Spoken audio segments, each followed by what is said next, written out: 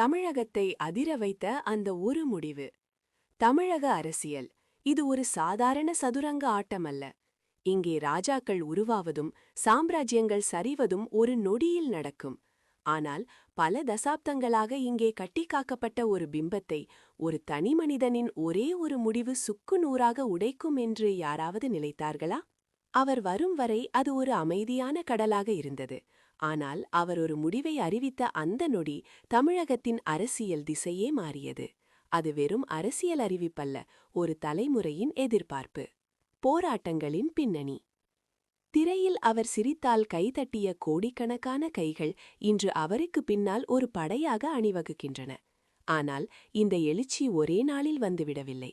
இதற்கு பின்னால் பல ஆண்டுகால மௌனமும் அவமானங்களும் சோதனைகளும் மறைந்து கிடக்கின்றன.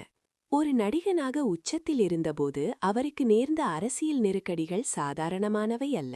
படங்கள் முடக்கப்பட்டன, திரையரங்குகள் மிரட்டப்பட்டன, வருமான வரித்துறை சோதனைகள் மூலம் அவர் முடக்க நினைக்கப்பட்டார். உன்னால் முடியாது, நீ வெறும் ரீல் ஹீரோதான் என்று ஏளனம் செய்தவர்களுக்கு மத்தியில் அவர் ஒரு மௌன புரட்சியை நடத்தி கொண்டிருந்தார்.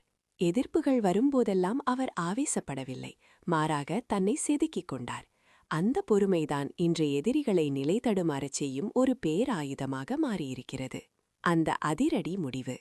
சினிமா எனும் தங்கக் கூண்டிலிருந்து வெளியே வந்து மக்கள் எனும் கடலில் குதிக்க அவர் எடுத்த அந்த ஒரு முடிவுதான் இன்று விவாதப் பொருள். கோடிக்கணக்கான சம்பளம், உலகளாவிய புகழ், சொகுசான வாழ்க்கை, இதையெல்லாம் தூக்கி எறிந்துவிட்டு ஒரு முள்பாதையை தேர்ந்தெடுப்பார் என்று யாராவது கற்பனை செய்திருப்பார்களா? இந்த முடிவு சாதாரணமானது அல்ல. இது ஒரு கொள்கை முழக்கம்.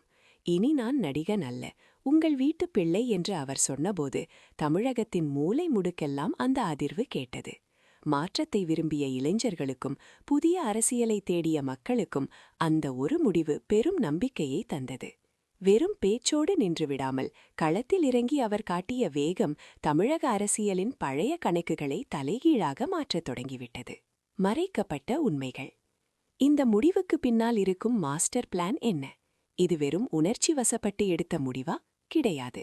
கடந்த 10 ஆண்டுகளுக்கு மேலாக எந்த விளம்பரமும் இல்லாமல் அவர் செய்த சமூக பணிகள்தான் இன்று அவருக்கான அடித்தளம். மற்றவர்கள் மேடையில் பேசியபோது இவர் அமைதியாக செயல்பட்டு கொண்டிருந்தார். அரசியல் ஆய்வாளர்கள் கூட கணிக்க முடியாத ஒரு இரகசிய வியூகம் இது. திராவிட அரசியலுக்கும் தேசிய அரசியலுக்கும் இடையில் ஒரு புதிய பாதையை அவர் உருவாக்கியிருக்கிறார். இது பலமான கோட்டைகளை உலுக்கப் போகிறது என்பது மட்டும் உறுதி. முடிவுரை. வாழ்க்கையில் முன்னேற துடிப்பவர்களுக்கு ஒரு பாடம் உண்டு. உலகம் உங்களை மதிக்காதபோது நீங்கள் உங்கள் செயல்கள் மூலம் பதிலடி கொடுங்கள்.